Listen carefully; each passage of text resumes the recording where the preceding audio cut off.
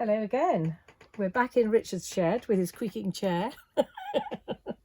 and today it's just something really simple. The seeding stitches, these little stitches, which we also use for casting on and casting off, they're often used as decoration in the background of crewel work around this time. So this is an arts and crafts piece, and I'm just going to put this down and I'm going to show you how to make the seeding stitch. And it's a bit like planting bulbs in the garden. They say you should just throw them down and then they'll scatter naturally.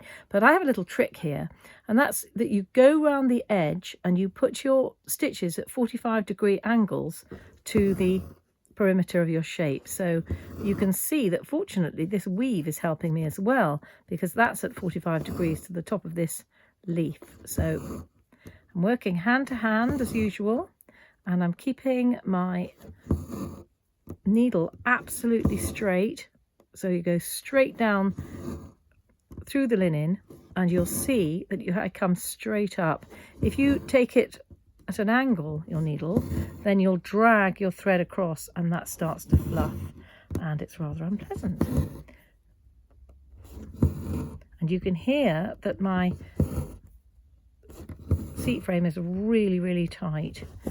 And that's because I've used my method of putting it together with some cling wrap or some plastic of any sort.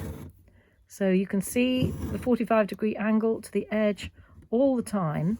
So you go right round the edge, and when you've done that, then you work your way back in. So this one here has a 45-degree angle, then another one. So I'm going to make that into a little triangle there. So just any angle will do, as long as it's a different angle to the little chaps next door, and just leave a little space. So it gets easier and easier. And it's a funny thing how stitches in crewel work that look easy are often the most challenging to organize. And then you can just work your way in a zigzag, again using the twill, and nobody will know that you've actually used the twill to help you to put in those stitches.